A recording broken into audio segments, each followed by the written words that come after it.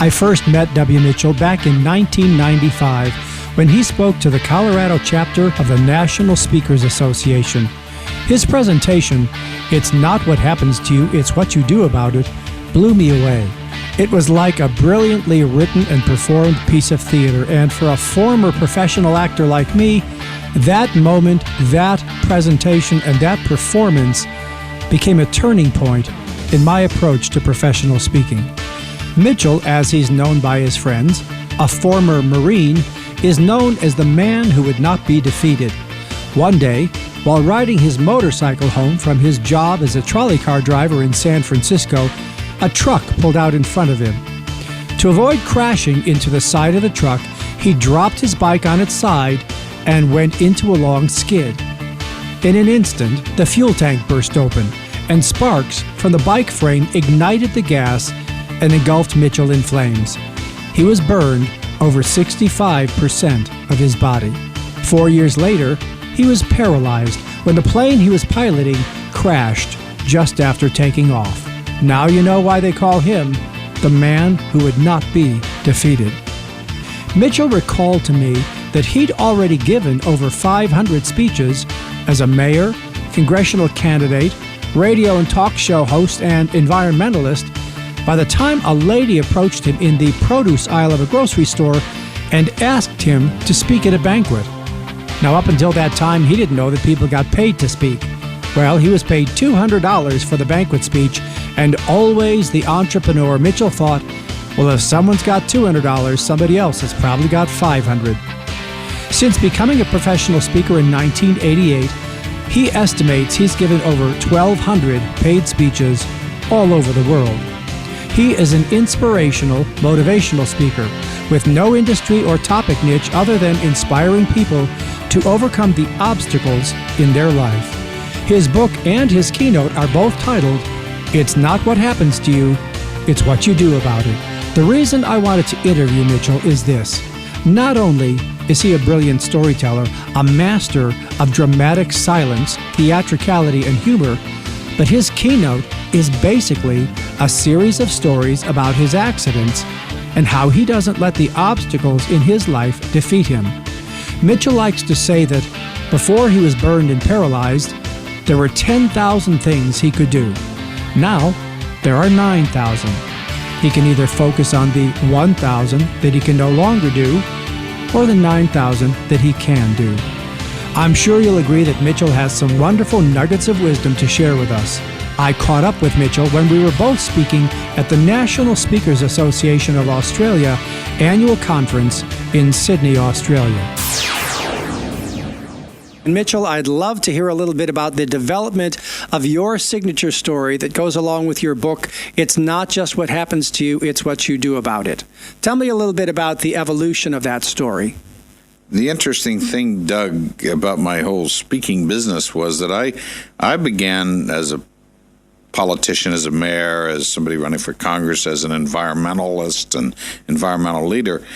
And it wasn't until disability groups started to ask me to come and speak to them that I started to tell my personal story. And of course, you just remember things that happened in your life and you talk about them, and then somebody laughs at something, and we all like that, so we use that again. And I suppose I was developing the story, not consciously intending to use it for something, when in about 1988 I was asked to come and speak to a group and do a, quote, motivational talk. And that's where I think these series of stories about my life came together.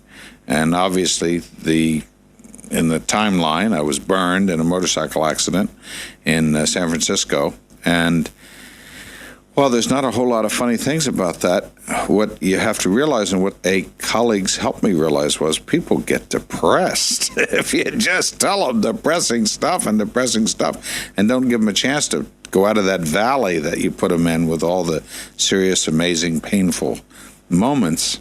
Because I finally came up with a really funny story that a doctor had come in my room and took a look at my driver's license, talking to me about the plastic surgery they were going to do to my face, and finally looking at the license for a long time said, "I know we can do better than this picture."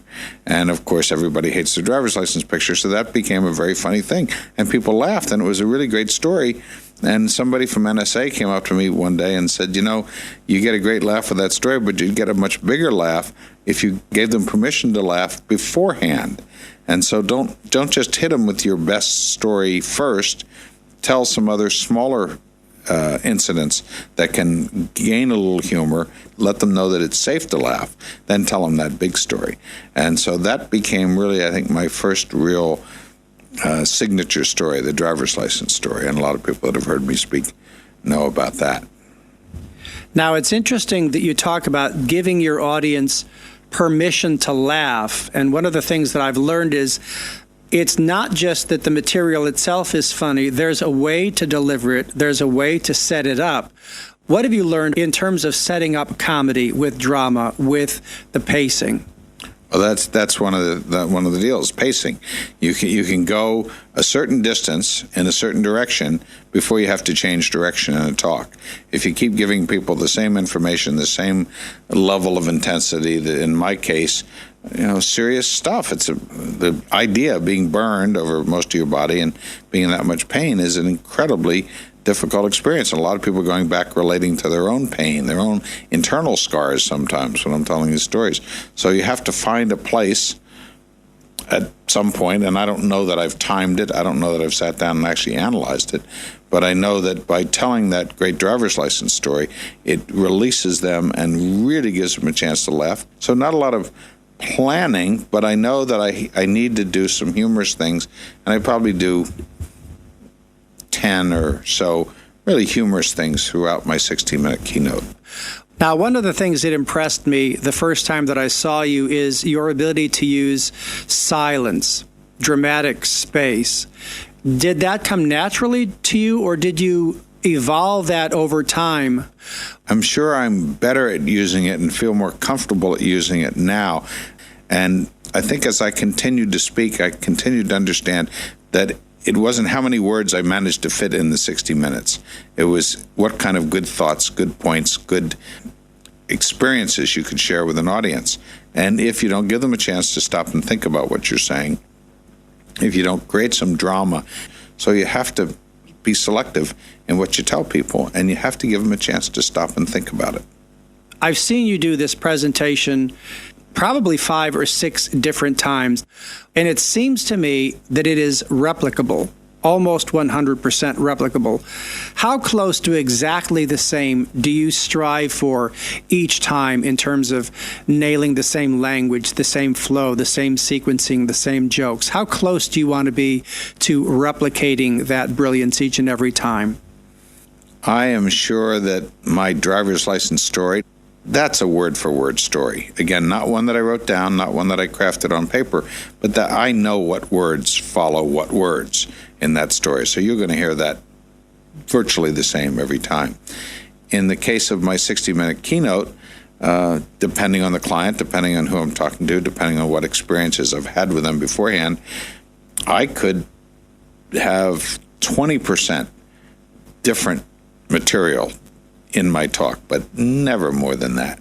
And mostly, I think, when I give a keynote, 90% of it is what I've said before, because I know what works. I know at what point somebody's going to laugh. I know how long I should pause. I use a humorous bit about a girl. It's a serious bit about a girl calling me when I was in the hospital after I was paralyzed, reminding me that I had told her that it's not what happens to you, it's what you do about it. And she, of course, asked me, do you still believe that, Mitchell?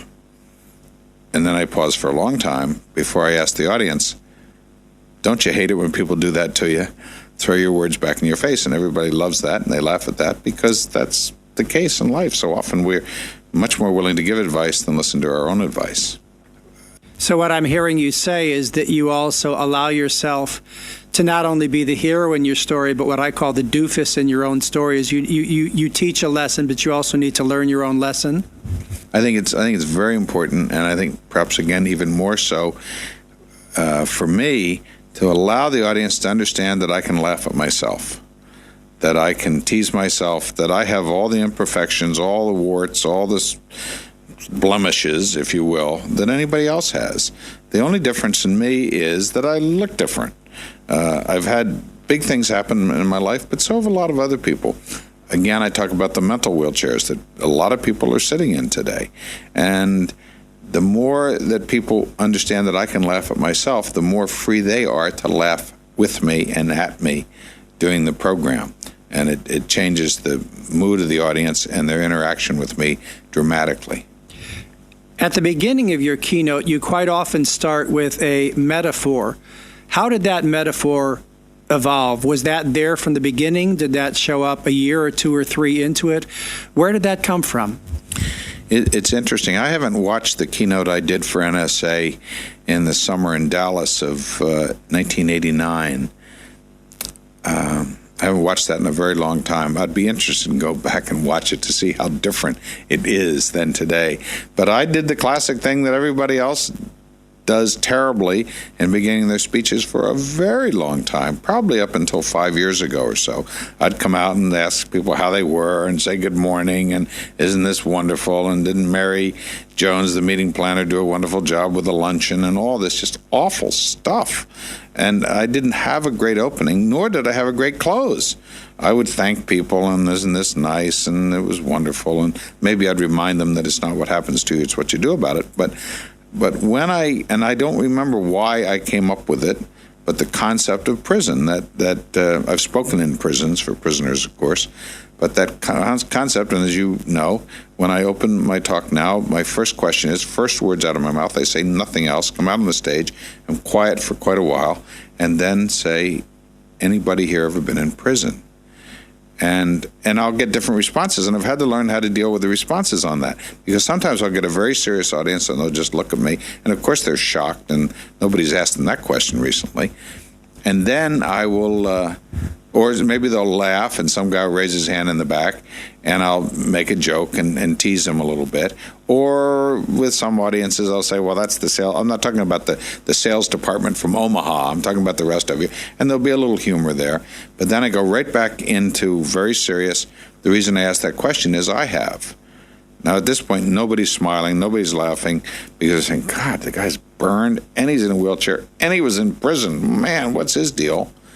And then, of course, I go on to explain the wheelchair was a prison, and so the scars and the burns were a prison, until I chose to view them differently, and you view the wheelchair as a vehicle, not a prison, and view the exterior difference as a minor inconvenience compared to the gift inside that all of us have.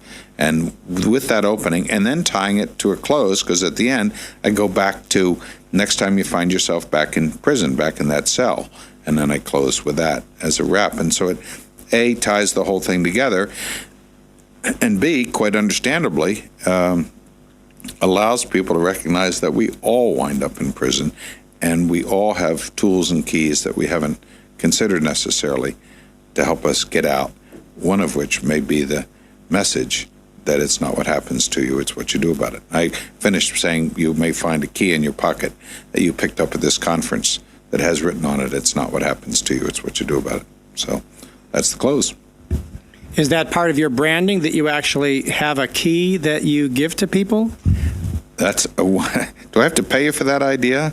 I don't appreciate your giving me this idea on the audio. Now I'm going to have to give you some money for it. That is a great idea. I have never thought of that ever. No one else has suggested that, and I think I may go home and do that. That is a great idea, Doug. I'm so pleased I've been able to help you to make a few more bucks, Mitchell. On top of everything else. You've been an inspiration to so many people in NSA for so long with your storytelling and your speaking and your mentoring. I'm curious to know, at what level do you use emotion in your storytelling and in your keynote? I use a lot of emotion. And of course, by using the human voice, by using the full range of our voice, we can take people to different places. We can take somebody to some place that's very dark or distant or scary, or we can take somebody to some place that's really wonderful, that's fun, to take them to Australia or England or South Africa or some wonderful, or we can take people to some place that's very serious and needs to be considered very seriously. And we can do that all just with our voice, by you changing the tone and the pace and the pitch of our voice. Now, behind the tone and the pitch and the pace, are you emotionally connecting to material as well, or is it something that you found, because you have such a wonderful vocal instrument, is it just vocal quality, or do you connect it to the emotion of the moment in the story as well? I'm not sure. People sometimes would look at me and say, "Oh boy, it's terrible what's happened to you." And I say, "No, it was terrible what happened to me. When it happened, it was terrible. It is not terrible anymore, and I can't even relive the pain of that experience." The Learning Channel, interestingly, has done a show called Superhumans, and I'm in their first segment of that show. And they did a motorcycle crash recreation. The guy actually was lit on fire. And I actually watched myself be burned for the first time ever. I don't remember the accident at all. I don't remember the experience. But even the hospitalization, which intellectually I remember, I can tell you about, I can't remember the pain. So I can't really recreate the pain. I can imagine it, but I can't really recreate it in my own mind. But I think that I can convey some of the emotion that I imagine is experienced in something like that. Of course, you can use a lot of literary license, as we all do when we're speaking and teaching, and that's fine. That's good sometimes. Hollywood does it just fine. And they're not even dealing with fact at all sometimes. And I think there are just tons of ways that we can go back and live our own life. When I first started speaking, I told everybody else's story. I can remember listening to NSA tapes when I first began, and I would tell the Thomas Edison story, and I would tell and then when I heard the starfish story, I would start telling the starfish story. Well, the starfish story was new. Nobody else was using that. Og was using it, I think, but nobody was even crediting the author, whose name's Lauren Isley, who wrote the story. And it was a beautiful story, and people loved it, and it was probably right for me at the time. Today, with rare exceptions, I don't tell anybody else's story. My keynote are stories about me. And one of the advantages of that is, of course, that you're not worried about the previous speaker having told that story before. You're telling the story of your own life. And we have such a rich amount of experience in our own lives, all of us, whether we're 6 years old or 60 years old, that we ought to work on our own material. Now, for a new speaker trying to identify stories that can become potential signature stories, what advice would you give them in identifying those stories and finding them? I think just go back through your life. It's fascinating. Probably the best story I tell today is one about my physical therapist wanting me to learn how to transfer under the couch in the gymnasium at the hospital where I was receiving my rehabilitation therapy. I never used that story. For the first 15 years of my speaking, I didn't remember that story. And it's probably the best teaching point and the funniest story that I use today. And we just can go back through our lives, and there are ways you teach it. There are other people that teach it. There are ways to learn how to go back and list experiences in your life, and then try to relive that experience. Go back and rethink that experience. What did you learn, and what did it feel like, and how did other people respond when that happened, and how could you teach somebody something about that? When you see a speaker who is struggling with a story, do you see common mistakes that speakers make with stories? I think people refuse to step back and realize that if they told that story the way they lived it, and when I watch your work and some of the stuff you teach, our inability sometimes to get up on the stage and tell it the same way we'd tell it if we were sitting next to somebody in a bar or sitting next to somebody at a party. And we would be telling that story dramatically and would be waving our arms and doing all that stuff. And then, again, as you teach, when we get up on the platform, we put on our straitjacket and we stand there and we have to be very strict and tell it one word after another instead of really reliving the experience. And I think it's a sign of real inexperience that somebody just doesn't understand that the more they show people, not just tell people, the better able people are to live it, as opposed to just say, I heard it, instead of experiencing it. Now, the last thing that I want to talk to you about is an issue that comes up with a lot of people, and they wonder how you could tell the same stories over and over and over again without creating new material, the same material over and over again, the same stories, and not get bored with it or not have it lose its energy or spark. Can you speak a little bit to keeping material alive over a long period of time, even though it's the same material? That was one of my first concerns when I started doing this keynote speaking. When am I going to get, not will I get tired of it, when will I get tired of it? And here I am about 18 years later, getting paid to speak. And I think generally I tell my stories better than I've ever told them, with great intensity and feeling and emotion, because I learned to connect with the audiences. And because I realized that even though I may have told the story hundreds and hundreds of times, most of the people in the audience have never heard me tell that story. And I'm weaving enough personal stuff in about the audience. And I always make a point of getting to know at least a few people in the audience before I get up and speak, and maybe sit in different places around the room and really feel like I'm part of them. And I don't think that Horowitz played Beethoven as well the first time he ever played it, or even the 50th time he ever played it, as he did the 1,000th time. I think there is something to be said for crafting your art or your gift, and by rehearsing and by being really good, because there are so many nuances, so many fine little intricacies that can be learned just by movement or just by facial expression. I'm finding today, I've never used facial expression as much as I use it now. I learned a technique from you about living the story on the stage, being the characters, instead of telling the story about the characters. And that changed. That was a nice little extra piece. Did it make my talk 100% better? Of course not.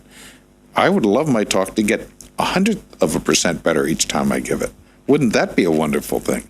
Well, Mitchell, it's been an absolute pleasure to be here with you today. Thank you for spending this time with us. It's a great pleasure, Doug. Thank you. I hope you get a chance to see Mitchell present his keynote at least once in your life, because it works on two very important levels. First, it's inspiring. It really makes you take a look at yourself and what's holding you back. And second, and for speakers this is equally, if not more important, his keynote is so brilliantly constructed and performed that it's like sitting in a classroom with a master teacher. I learned something or am reminded of something that I could or should be doing every time I see him speak. Mitchell's story is a sterling example of a crucible story. A crucible is defined as a severe test. If you've ever seen anyone give a keynote that deals with a very powerful, challenging, and often traumatic event like surviving cancer or climbing Mount Everest or being burned over 65% of your body and then being paralyzed, you're telling a crucible story. Crucible stories are not funny. But as Mitchell stated, people get depressed if you just tell them a bunch of heavy stuff without finding the humor, the levity in the situation. So the first lesson to learn about crucible stories is that they are wonderful and powerful stories that can and must be told, and they require considerably more craft in order to work in the way that they are intended to, which is to lift people up and make them feel like their troubles aren't so bad after all, and that, with a little bit more courage and determination, they too can achieve their goals. So, how do you find the humor in a difficult or painful situation? You look for it, that's how. You go back and relive and remember the moments, minute by minute, and second by second if you have to, conversation by conversation, interaction by interaction, and you look for little moments of levity, comments that were made by you or by someone else. There's a scene in the recovery room where Mitchell is lying there in his bed in intensive care, and the doctor comes in and is looking him over, checking him out. The doctor, a plastic surgeon, is holding Mitchell's driver's license in his hand to try and get some idea of what Mitchell looked like before the accident. because Mitchell's face was severely burned in the accident, and this guy is going to try and rebuild his face. And the doctor says, "Well, I know we can do better than this picture." It's not a big laugh. It's a little laugh. And it releases the dramatic tension just long enough to do two things. Number one, it allows Mitchell to continue on with his serious story. But more importantly, it signals that Mitchell can laugh at himself, that he has a sense of humor about the situation. That kind of self-deprecating humor lets the audience know that it's okay to laugh. So in a Crucible story, rather than trying to make a serious moment funny, you let the serious moments be serious, but you look for the moments that when they happened were humorous. Mitchell has told his story over 1,000 times. I'm often asked how you keep a story fresh, and I loved his answers. He said that he reminds himself that the audience is hearing it for the first time, and that he inserts comments along the way that are relevant to the audience he's speaking to. So if he's speaking to insurance agents, his comments are about the insurance industry. If he's speaking to executives, his comments are tailored to that group of executives at that moment in time. And those comments are inserted so strategically and so carefully that they make the lessons Mitchell learned along the way relevant to each audience member.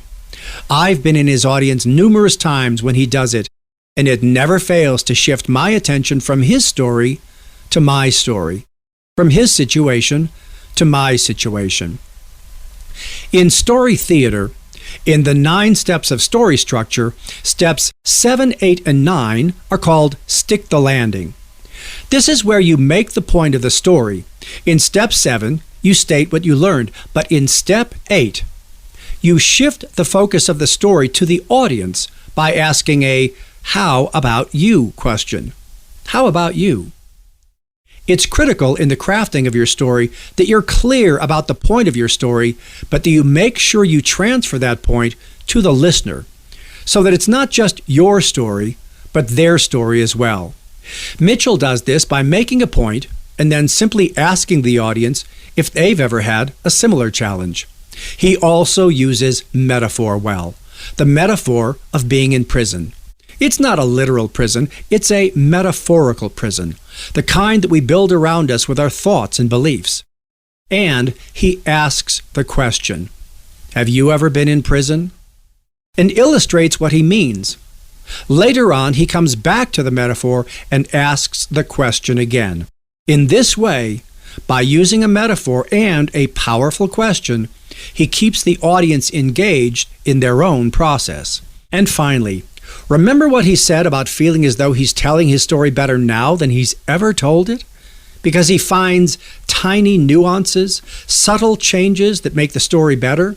He compares what you and I can do with our signature stories to what Vladimir Horowitz strives to do when he plays Beethoven for the 600th time. He strives for mastery. For Horowitz, it's the piano and Beethoven. But for you and I, it's our stories and how we tell them. Here's to polishing your brilliance, my friends. Here's to mastery.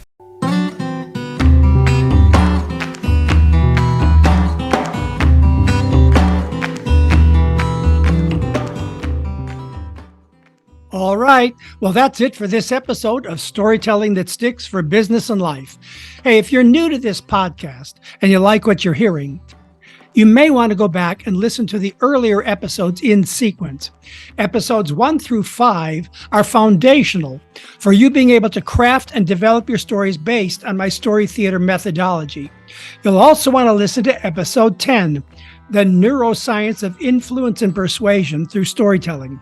You'll be surprised to learn how much research has gone into understanding the effect stories have on the brain of the listener, and why stories are memorable and sticky, while more cerebral elements like charts and graphs and data tend to put people into a content coma. And if you're interested in doing a TED Talk but don't know where to start or how the whole TED thing works, Episode 16, TED Talks, What You Need to Know, will answer many of your questions. Now, if you feel that you learned something valuable today from my interview with W. Mitchell, something that you can use that will make your stories stick, stories that make you and your business memorable, marketable, and monetizable, or some ideas that will help you in your quest to become a professional speaker, there are 3 things I'd like you to do. Just 3 things, guys. First, click on the follow or subscribe button. And while you're there, leave a review. That would be great. Second, share this podcast with your friends and coworkers. And third, connect with me on LinkedIn. And don't forget about my offer of a free 30-minute coaching call. Hey, it's free. When you're ready to make some serious money with your stories or with an important speech or TED Talk, or if you just need some help deciding what story to tell or what the point of your story is, hey, let's schedule your free 30-minute virtual coaching session. And as always, I'd love to hear from you with your questions, comments, and suggestions. Let me know that you're out there listening and learning and implementing what you're learning.